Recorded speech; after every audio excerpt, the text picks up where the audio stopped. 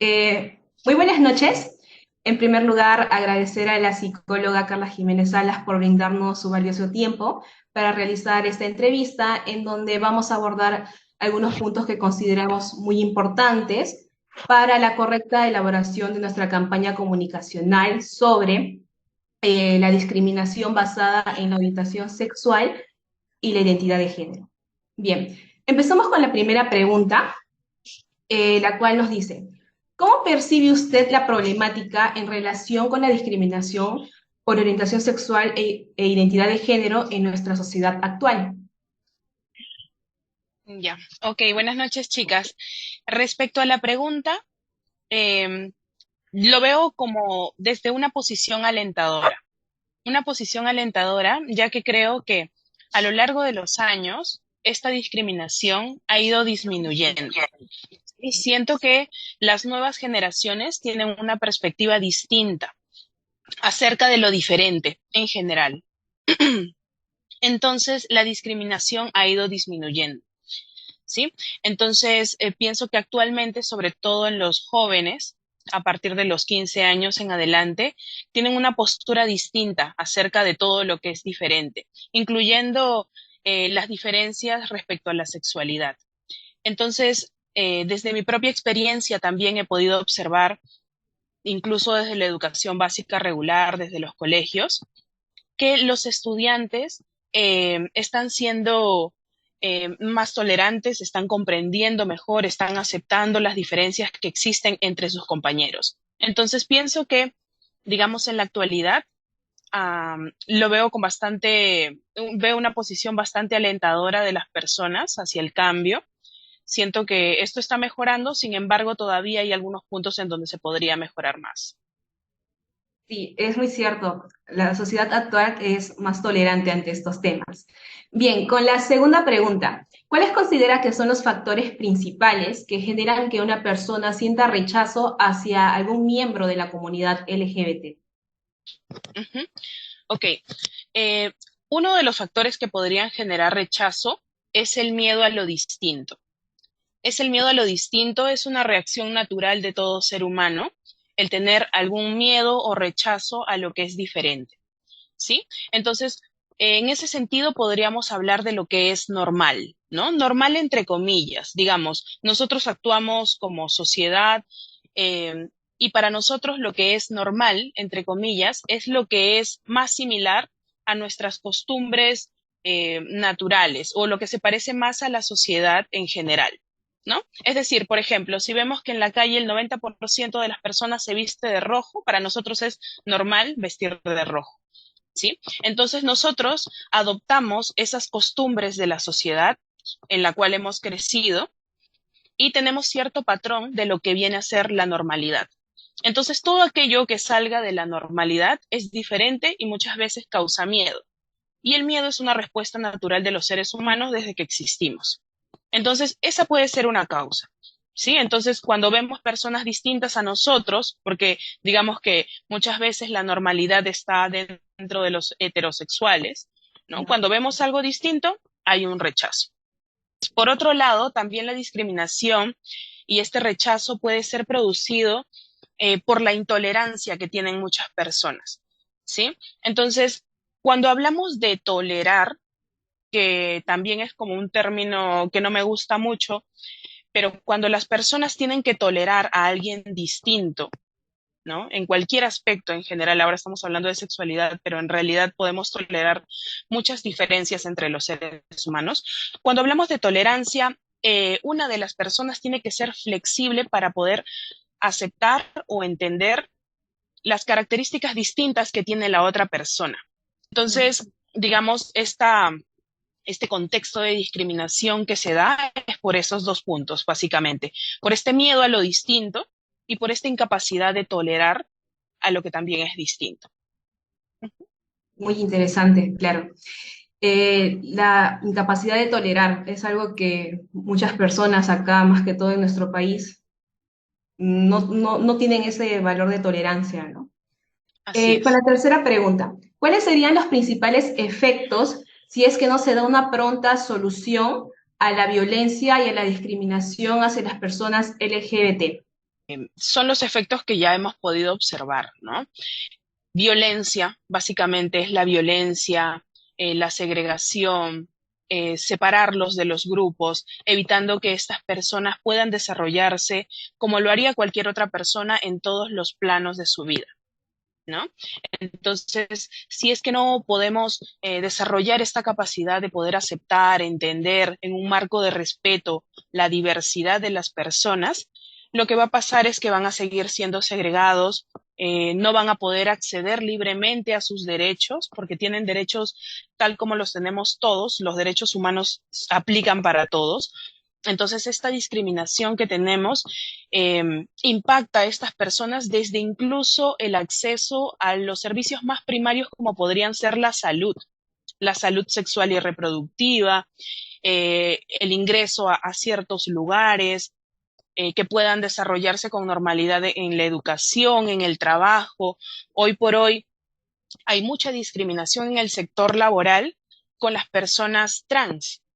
Si bien hoy en día ya hay más flexibilidad, se está aceptando y entendiendo a las personas homosexuales, el resto todavía no, todavía no, todavía hay mucha discriminación, sobre todo con las personas transgénero, transexuales, y hay muchas campañas de varias empresas, una de ellas es Presente, que hace muchas movidas, muchas campañas para que estas personas puedan ser insertadas a, a un mercado laboral, como lo podría hacer cualquier otra persona, sin ningún tipo de prejuicio, basándose propiamente en su desempeño intelectual, en su desempeño profesional, ¿sí? Muchas veces la segregación que trae consigo esta discriminación lleva de alguna u otra manera a estas personas incluso a ejercer la prostitución, por ejemplo, ¿no? O a ejercer algún acto delictivo.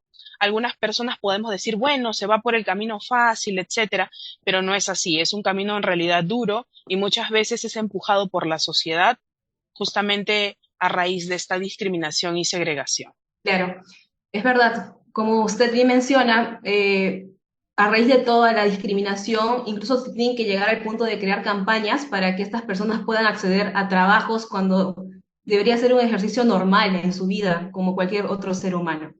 Así Bien, es. respecto con la pregunta número 4, ¿cómo cree usted que las tradiciones, ideas, costumbres de los peruanos influyen en la sociedad respecto a la comunidad LGBT?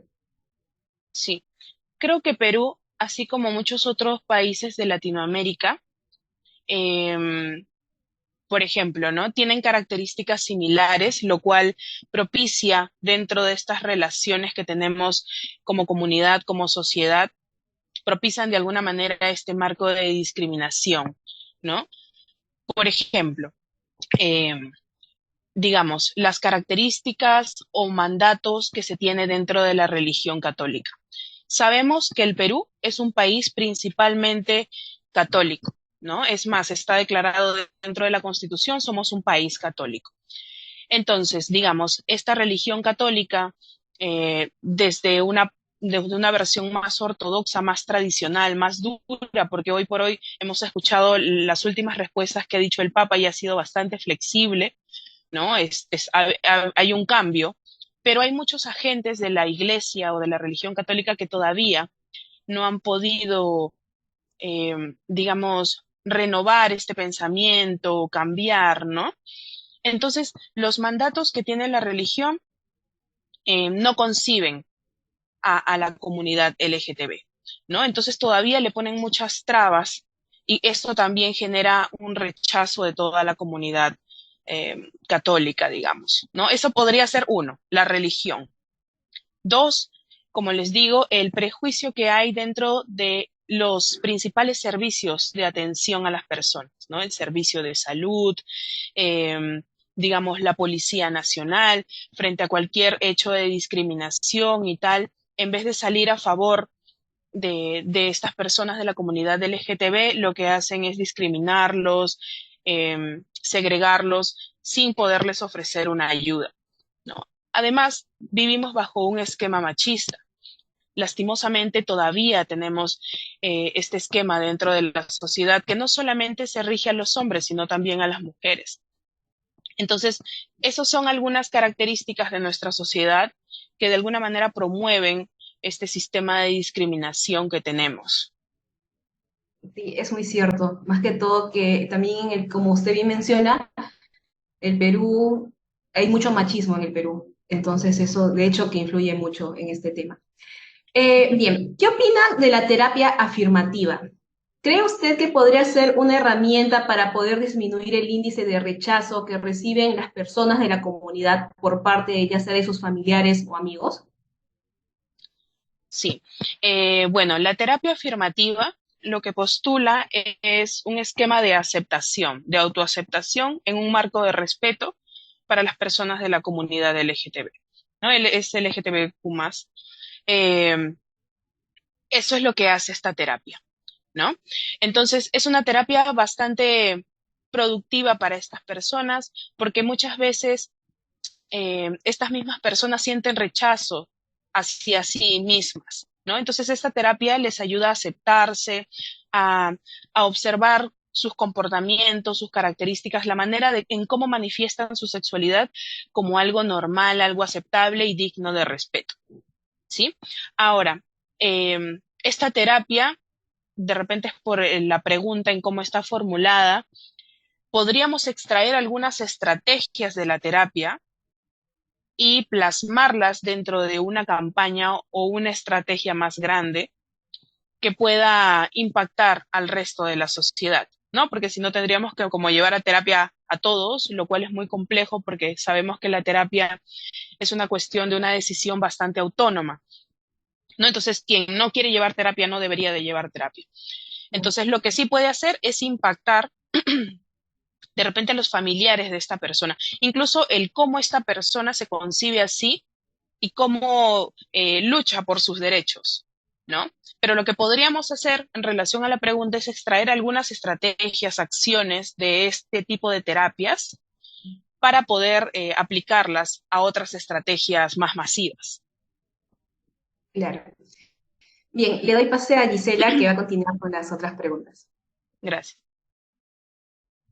Sí, como pregunta número 6 es ¿por qué considera que para algunas personas es más fácil revelar su orientación sexual que para otras? Ujú. Esto está muy relacionado en general a los factores protectores que se desarrollan dentro de las familias, ¿sí? Los factores protectores son estos lazos que se desarrollan entre padres, hijos, entre hermanos y que de alguna manera brindan soporte emocional y psicológico a las personas dentro de su hogar.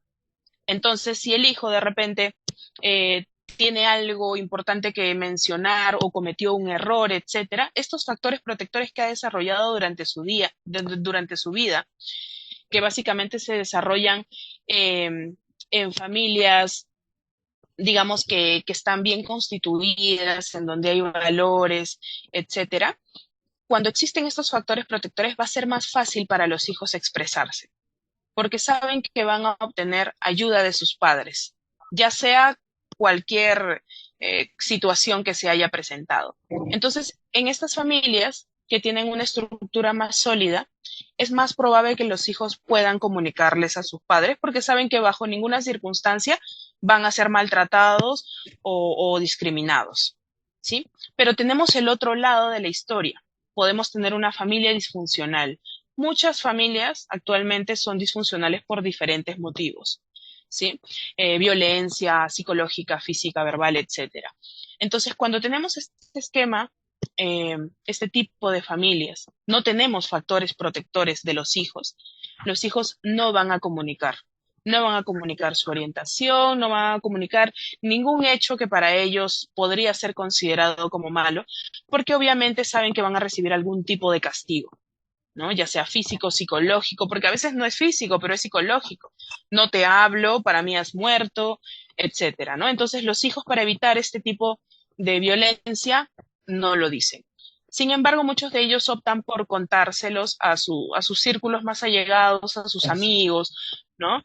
Porque muchas veces, si bien la familia no ofrece el soporte, sí son los amigos los que pueden dar ese soporte. Lo ideal sería que fuera la familia, ¿no? Porque muchas veces los amigos no necesariamente son los más adecuados. Entonces siempre sería lo más ideal que la familia brinde ese soporte. Sin embargo, no muchas veces se da. Es por eso que algunos, digamos, sí comunican y algunos otros no. Y desde este punto psicológico, ¿cómo considera que se podría contrarrestar el prejuicio y la discriminación que atraviesan los miembros de la comunidad LGTB?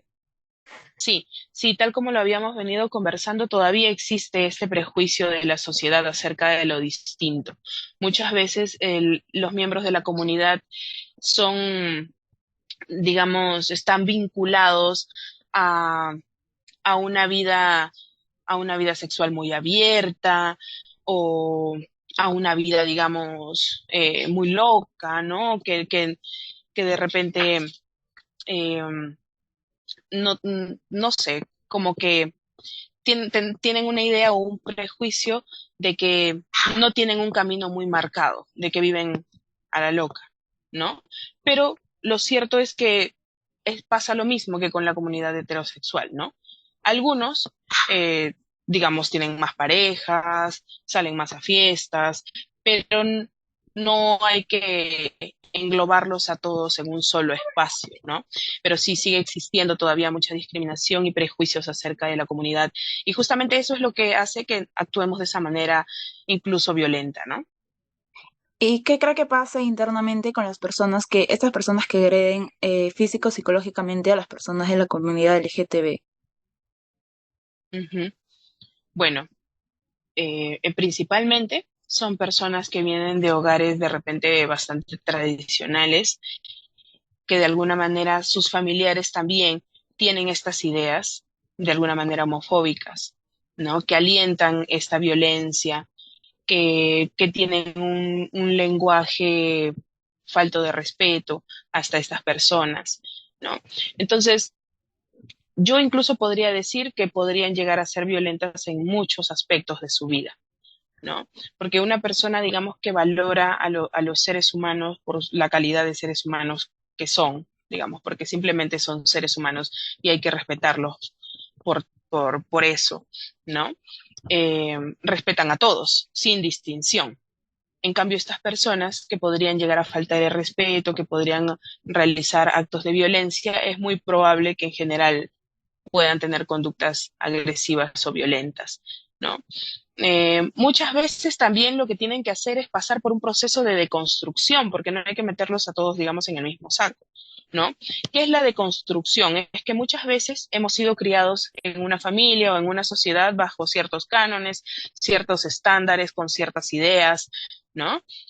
Pero llega un momento en nuestras vidas en donde podemos reflexionar y criticar nuestras propias conductas, nuestros propios pensamientos y creencias, ¿no?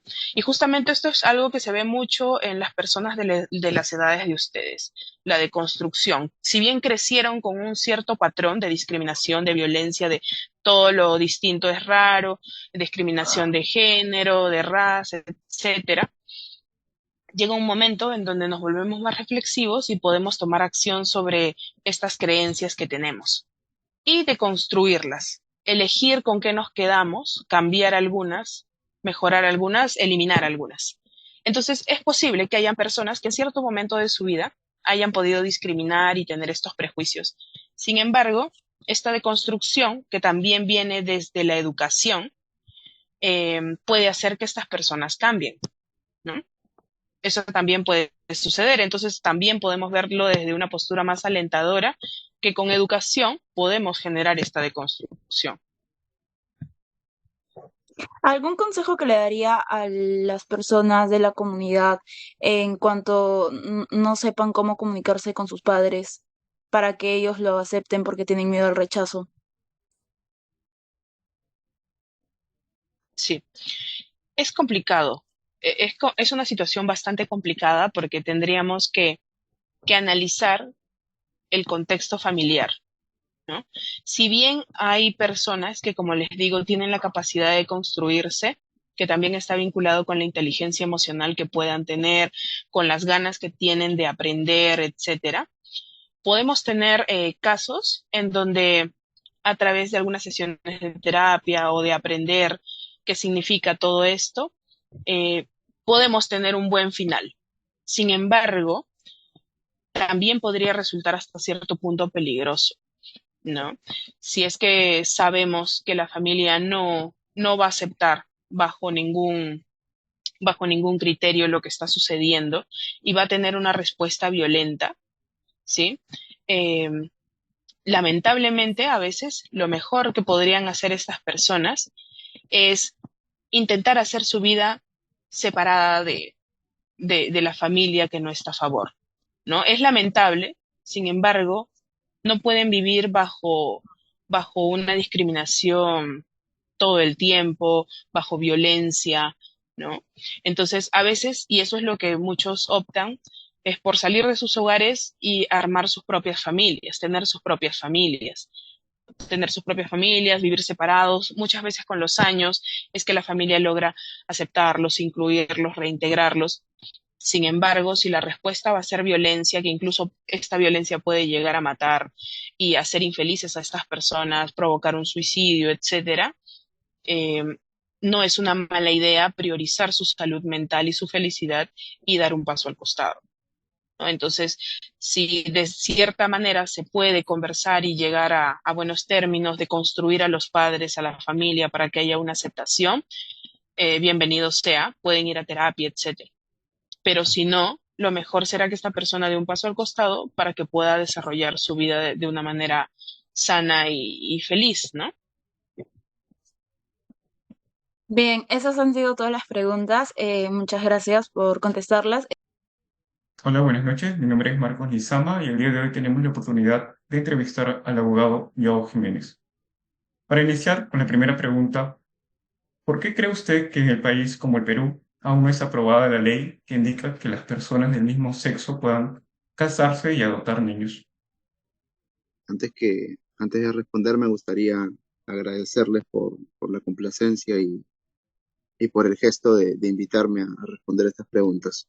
Yo no considero que sea necesaria la emisión de una norma o una reforma legal o constitucional para poder reconocer actualmente en el Perú la unión civil entre personas del mismo sexo.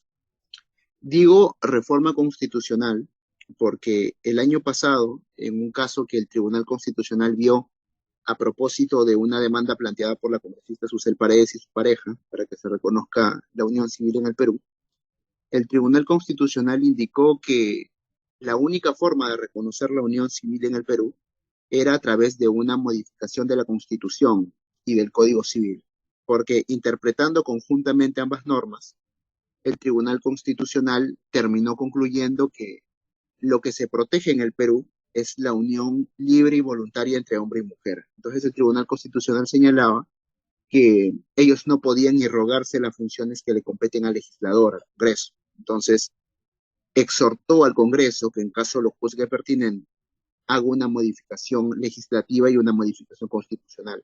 Yo no creo que eso sea necesario. Yo considero que, ¿por qué nosotros aún no tenemos una norma en caso se desea hacer por la vía normativa? ¿Por qué no tenemos una disposición al respecto? Y yo pienso que es por falta de voluntad legislativa, ciertamente. Cualquier tipo de reforma que se quiera hacer sin la correspondiente voluntad legislativa es una reforma que está condenada al fracaso. Entonces, no hay una intención verdadera por parte del legislativo, del Congreso, de querer impulsar estas reformas. Y esto se explica porque el Congreso, en cierta medida, o al menos en ese aspecto, sí es el reflejo de la forma en la que piensan la mayor cantidad de los peruanos. Si nosotros, por ejemplo, nos remitimos a la última encuesta que ha realizado el Instituto de Estudios Peruanos sobre la Asamblea Constituyente, al margen de que consideremos buena o mala la Asamblea Constituyente, el Instituto de Estudios Peruanos llegó a unas interesantes conclusiones. Y las conclusiones a las que llegó fue qué cosa le gustaría a los peruanos que contenga una futura reforma constitucional. Y entre esas posibles modificaciones, el 73% de los encuestados, que eran una muestra con relación a todo el territorio nacional, 73% dijo que no debía incluirse la unión civil entre personas del mismo sexo. Eso es una encuesta de este año, me parece, de este año. No, perdón, del año pasado. Así que es reciente, ¿no? Y ese porcentaje, 73%, muchísimo más de la mitad, tres cuartas partes, creo yo que es revelador sobre la forma en la que piensan los peruanos, ¿no? Sobre la manera en la cual entienden las uniones de personas entre el mismo sexo. Ahora, la otra parte de la pregunta es eh, con relación a la adopción, ¿no? Con relación a la adopción, comprenderán si es que no se reconoce el matrimonio, mucho menos van a querer reconocer la adopción.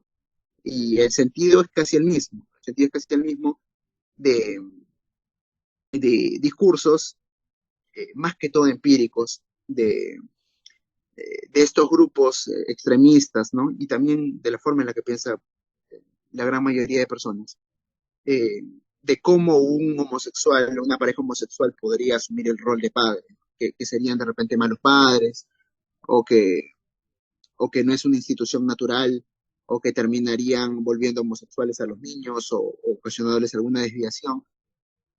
Cuando, si nosotros analizamos estudios serios, como por ejemplo el de la profesora estadounidense Susan Golombok, que es una psicóloga que es experta en, en un nuevo tipo de familias. Ella tiene un libro que se llama Familias Modernas.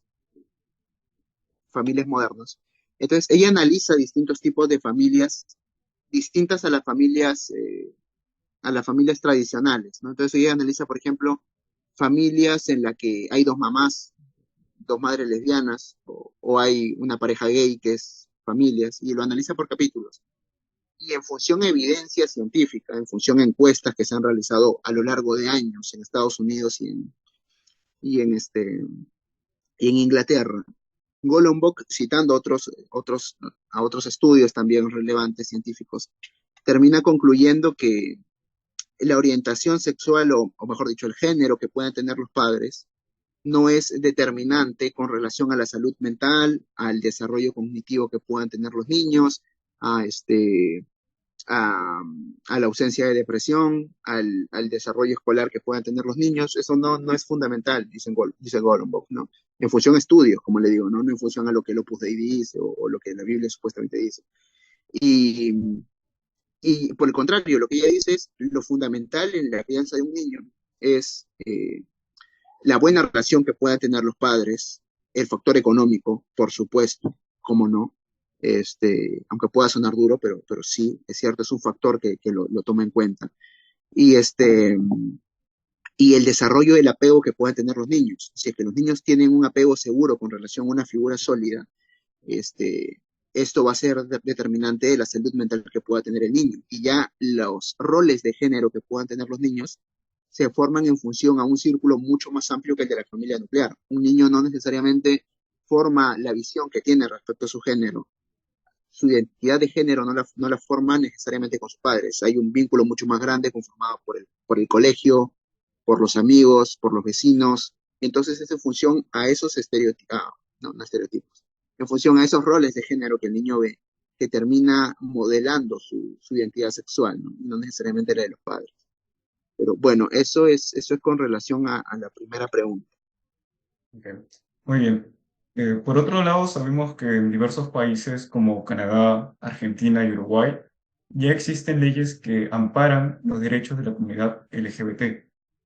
¿Cree Ujú. usted que en el Perú la aplicación de este tipo de leyes serían aceptadas? ¿No?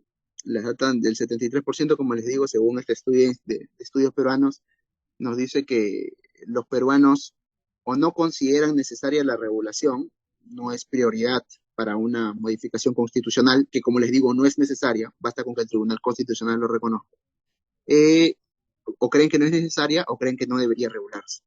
Sin Ujú. embargo, nosotros tenemos que tener en cuenta que muchas de las conquistas de derechos civiles que ha habido en la historia del Perú, en la historia de Latinoamérica y en la historia en general, no necesariamente son producto de consenso, porque si hay la vulneración de derechos de un grupo y hay una amplia mayoría que considera eso normal, no necesariamente vamos a, a continuar manteniendo esa situación de desigualdad solo por complacer a lo que una mayoría de repente anormal le parece eso, le parece algo bueno, ¿no?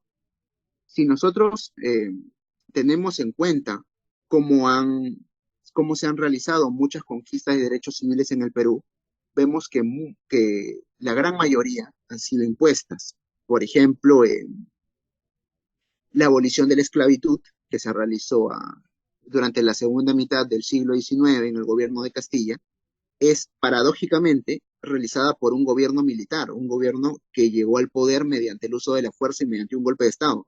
Y es ese gobierno golpista de Castilla, con cosas buenas, por cierto, sí, cosas buenas, cosas malas.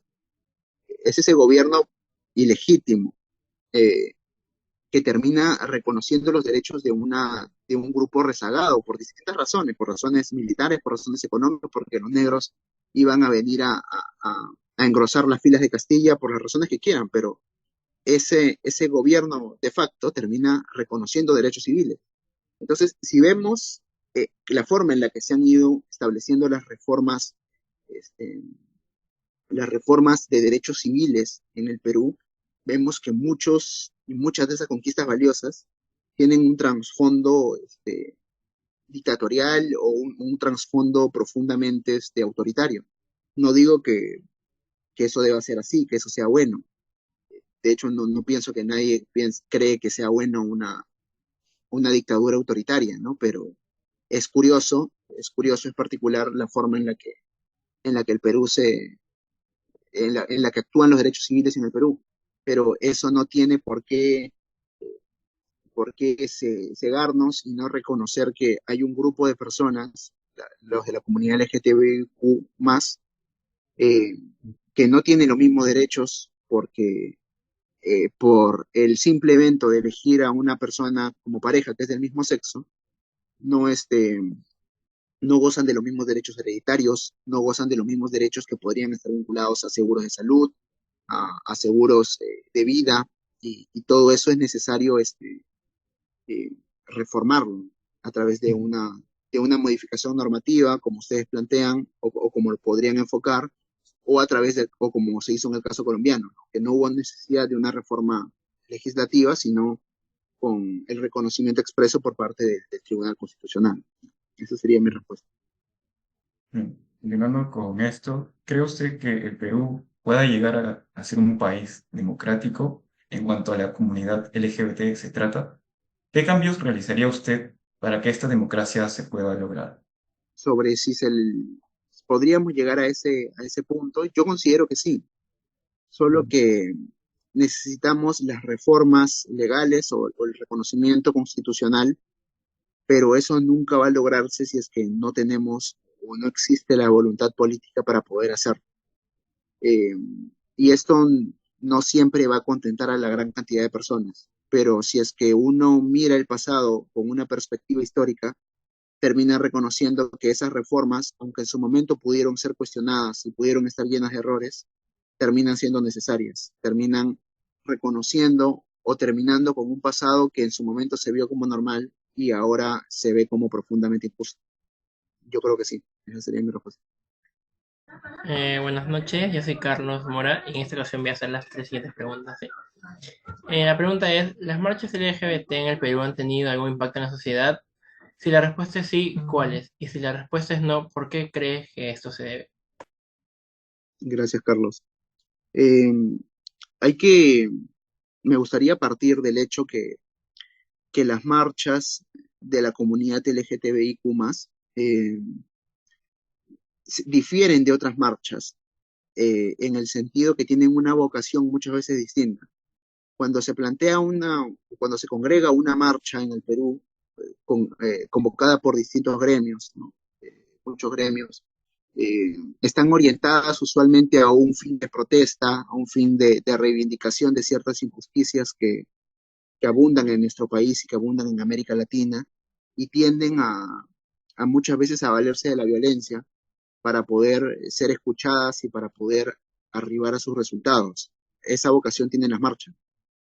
Pero las marchas convocadas por la comunidad LGTBIQ+, no tienen esta vocación, sino que son marchas que buscan celebrar cosas, o mejor dicho, más que protestar, no dudo que haya un elemento de protesta en algunos casos, buscan reivindicar, exponer una situación que muchas veces es invisibilizada en la población y celebran el orgullo. De hecho, es las marchas que tienen mayor congregación se realizan durante el llamado Día del Orgullo. Son días precisamente para eso, ¿no? Para demostrar orgullo, para demostrar pertenencia a un determinado colectivo, para celebrar. Son marchas muy alegres, muy coloridas, no están destinadas a un fin confrontacional como pueden tener las otras marchas, sino que tienen una vocación diversa.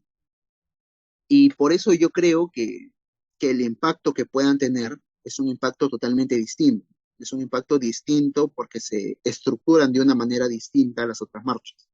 Sin embargo, sí tienen un impacto, creo yo, positivo, porque la presencia amplia de miembros de un colectivo LGTBIQ+, y de otras personas que son simpatizantes al reconocimiento de los derechos de los miembros de ese colectivo, no necesariamente homosexuales, sino también heterosexuales. La participación masiva y la mostración de esas personas termina exhibiendo una realidad que, como les digo, muchas veces es invisibilizada.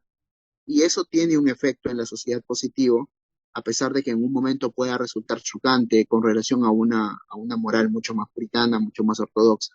Esa sería mi respuesta. Muchas gracias por la respuesta. La siguiente sería, ¿a qué clases de violaciones de sus derechos humanos están expuestas las personas de la comunidad LGBT? Ya, como les digo, el derecho que yo considero que más se vulnera de la comunidad en comentario es el derecho a la igualdad. De hecho, hay algo que me gustaría mencionarles, y es que en esta semana la Corte Interamericana de Derechos Humanos ha emitido una sentencia en la cual encuentra responsable al Estado peruano por la vulneración al derecho a la igualdad ante la ley de el ciudadano Olivera Fuentes. Si uno pone sentencia Corte Interamericana, caso Olivera Fuentes, puede ver que en esta semana hay una sentencia importantísima, fundamental para estudiarla en el derecho, para estudiarla en cualquier carrera, todos deberíamos conocer, sobre el reconocimiento de la igualdad ante la ley de una pareja homosexual. Y esto, como podemos imaginar, nuestros medios no han dicho ni una palabra. Y esta sentencia es importante porque reconoce responsabilidad en el Estado peruano por un caso que partió del siguiente hecho. Era una pareja que estaba dándose muestras de afecto, agarrada de la mano, un beso, ¿no? En un centro comercial. Uno de ellos era Olivera Fuentes. Entonces, los miembros del centro comercial le dicen, por favor, tienen que retirarse, están incomodando a los usuarios. Así que lo votan y él se queja ante Indecopi, plantea una denuncia ante Indecopi, pierde en primera instancia, pierde en segunda instancia, inicia un proceso judicial vía contencioso administrativo, pierde primera instancia, segunda instancia, Corte Suprema, todas las pierde. Entonces, cuando esto llega al Tribunal Constitucional, perdón, cuando esto llega a la Corte Interamericana de Derechos Humanos, la Corte reconoce que el Perú, en todos estos pronunciamientos, a través de sus autoridades, sea Indecopi o sea el Poder Judicial, ha vulnerado el derecho a la igualdad de estas personas, al no reconocer que sí se les brindó un trato discriminatorio y un trato diferenciado ante la ley. Como les digo, es el derecho que más se vulnera. Y entonces la Corte Interamericana ordena al Estado peruano ciertas medidas. Una de ellas es, por ejemplo, reparar los daños psicológicos que se le causaba a la pareja, a la pareja Olivera Fuentes. Y, y esto termina generando obligaciones de índole internacional al Estado peruano. Solo que en esta semana ningún medio, como les digo, ha retransmitido este pronunciamiento importante de la Corte Interamericana de Derechos Humanos, en el cual está reconociendo internacionalmente al Estado peruano responsabilidad por discriminar a las personas por su género, y también le impone obligaciones con relación a las reformas que tiene que hacer el Perú. No le dice regule la unión civil, no podría ser, pero sí le dice que tiene que ser mucho más efectivo al momento de capacitar a sus autoridades en función al reconocimiento de estos derechos. Ahora, accesoriamente al derecho a la igualdad, como ocurre en el caso de Olivera Fuentes, pueden haber la vulneración de otros derechos, ¿no? Por ejemplo, eh, el derecho bueno, a no ser discriminado, como le digo, igualdad ante la ley, a, a la integridad física y a la integridad psicológica, considerando la gran cantidad de homosexuales que son agredidos o que son asesinados en Perú, en América Latina. Entonces, hay una serie de derechos, aparte del derecho a la, a la igualdad y a no ser discriminados, que terminan vulnerándose, como en el caso, como les comento, de Olivera Fuentes. La Corte Interamericana termina incluso reconociéndole un resarcimiento por daño moral, por la afectación psicológica que le había causado todo este proceso larguísimo. Y ya, bueno, esa es mi respuesta. Muchas gracias por la respuesta nuevamente. En sexto lugar, en el ámbito jurídico, ¿qué acciones se pueden tomar ante un caso de discriminación por orientación sexual en el trabajo? Si es que la discriminación por la orientación sexual se realiza cuando ya existe un vínculo laboral, entonces la forma de proceder en este caso es acudir ante la Superintendencia Nacional de Fiscalización Laboral, la SUNAFIL, y entablar una queja en ese sentido. Luego la SUNAFIL lo que va a hacer es apersonarse al centro de trabajo de manera eh, sin aviso o con aviso previo en algunos casos, y supervisar cuáles han sido las condiciones y recoger si hay elementos de prueba suficientes para terminar sancionando a la empresa administrativamente y poniéndole una multa y ordenándole a la empresa cesar estas prácticas hostiles. Eso a nivel administrativo. Si hay un vínculo vigente, uno puede acudir ante la SUNAFIL y denunciar estas prácticas. Por otro lado, si es que la vulneración al derecho ha sido mediante el despido arbitrario, lo que se puede hacer en este caso es acudir al Poder Judicial, ya no a la vía administrativa, sino a la vía judicial, y reclamar por parte de este trabajador despedido que se le reincorpore por haber sido un despido incausado, despido que no se adecuó conforme a la ley. Esas son las vías que podrían realizarse a nivel laboral. Gracias. Mi nombre es Valeria Escudero y yo continuaré con las preguntas. ¿Cuáles son los mecanismos de denuncia que una persona de la comunidad LGBT puede utilizar si se vulneran sus derechos? Antes que nada, gracias Valeria. Con relación a en qué contexto se vulneran sus derechos, ¿no?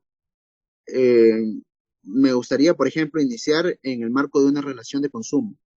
Si se realiza en el marco de una relación de consumo esa vulneración de derechos, entonces la vía correcta va a ser el INDECOPI. El INDECOPI. De hecho, eh, hay varias resoluciones en INDECOPI. De hecho, hay un cuadernillo interesante en INDECOPI en la cual terminan compilando todas las resoluciones que emitió INDECOPI con relación a discriminación en el consumo, algunas orientadas a temas de género. Por ejemplo, en los casos en los cuales se impide a las personas transgénero a poder utilizar ciertos baños, establecimientos comerciales. Se termina reconociendo responsabilidad administrativa y sancionando a estas empresas que tienen estas prácticas discriminatorias. Eso a nivel de una relación de consumo. La vía idónea para poder accionar es la vía administrativa a través de INDECOPI. Pero si, bueno, en la vía laboral, ya les comenté, el SUNAFIL o el Poder Judicial en caso de despido. Gracias. ¿Cuál es el marco normativo que protege los derechos de las personas de la comunidad LGBT? Ya, ahí podemos distinguir entre un marco normativo interno y un marco normativo internacional. En el marco normativo internacional encontramos normas de rango supranacional, supraestatal, como la Declaración de los Derechos Humanos de 1948, que ya reconoce el derecho que tienen las personas a no ser discriminados, sea cual fuese la índole de la discriminación. También el Pacto de San José, el Pacto Interamericano de Derechos Humanos, y que lo mismo reconoce esas prerrogativas.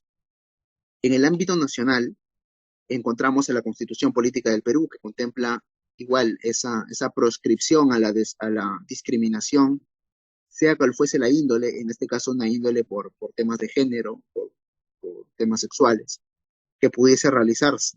Ese es el marco con relación al ámbito constitucional. De hecho, también tiene esto una forma de tutela penal, porque el Código Penal prohíbe y sanciona penalmente la discriminación cuando esta discriminación te impida poder ejercitar válidamente otro derecho. Es curioso, ¿no? Porque el Código Penal no sanciona la discriminación por sí misma, sea, no sanciona, por ejemplo, que alguien ofenda a otro en la calle. Eso se tutelaría por la vía del tipo penal de injuria. Pero la discriminación procede, según el Código Penal, cuando ese trato discriminatorio impide que la persona discriminada pueda acceder a un derecho. Por ejemplo, yo impido que alguien postule a un trabajo por homosexual. Entonces, allí se genera, aparte de la tutela que les he comentado en los otros ámbitos, también un ilícito penal, que también es sancionable. También hay una regulación en el marco de una relación de consumo a través del Código de Protección y Defensa del Consumidor, en la cual se prohíbe que en el marco de cualquier relación de consumo puedan realizarse prácticas discriminatorias. Bueno, el Código Civil también reconoce algunos derechos innominados, como por ejemplo en este caso el derecho o bueno, derecho a la igualdad, derecho a no ser discriminado. Pero ese es más o menos el marco normativo que nosotros tenemos, que es uno internacional y uno propio. Ok, siguiente pregunta. ¿De qué forma pueden actuar las empresas en caso se presente un problema por discriminación sexual entre sus colaboradores? Ya, si el problema se presenta entre la misma empresa, recordemos que la empresa tiene un poder de dirección con relación a las labores que prestan sus empleados. Y así como tienen ese poder de dirección, también tienen un poder sancionador. Si es que las empresas ven ciertas prácticas que son contrarias a las normas, a la Constitución, ciertas prácticas discriminatorias que también vulneran códigos de conducta que debería tener toda empresa. Entonces, ellos son los competentes en primera instancia para poder sancionar esas conductas. De acuerdo a la gravedad de la conducta, pueden realizarse distintos tipos de sanción. Primero puede ir una amonestación por escrito, ¿no? Una llamada de atención verbal, pero si es que las prácticas son reiteradas, si es que, o aun cuando no hayan sido reiteradas, si las prácticas son de tal gravedad que sea necesario que la empresa tome acciones mucho más contundentes en el asunto, podría conllevar a la expulsión, o en el caso del sector público, iniciar un procedimiento administrativo disciplinario que concluiría con la destitución del servidor público que incurrió en esas prácticas discriminatorias. Entonces, esas serían las opciones que se tendrían en el sector laboral dependiendo de si es público o privado. Gracias. Siguiente pregunta. ¿Cómo podrían actuar las personas de la comunidad en caso no se llegara a aprobar alguna ley laboral que los incluya? No creo que sea necesario que haya una ley laboral que regule el caso específico de las personas LGTBIQ+, eh, porque se sobreentiende que cuando la Constitución dice que todos tenemos los mismos derechos, se entiende que son todos. Entonces, no es necesario que una norma regule el caso de la comunidad LGTBIQ+, porque si bien son un colectivo que por sus propias características es vulnerable a ciertas prácticas discriminatorias, no significa que no existan las herramientas a nivel laboral para poder tutelar esos derechos. De hecho, de lo que hemos estado hablando durante la segunda mitad de esta intervención es sobre todo los mecanismos legales que existen a nivel constitucional, penal, administrativo, laboral, para poder defender estos derechos. Así que, ¿qué es lo que se podría hacer mientras no hay digamos, una protección laboral? Pero lo cierto es que sí la hay, sí la hay. Donde está la lucha es en otros aspectos, con relación a la unión civil, con relación a la adopción, pero en el plano laboral yo no veo mucho problema. Muchas gracias. Esas fueron todas las preguntas. Gracias por su tiempo. No se preocupen, yo encantado de poder atenderlos.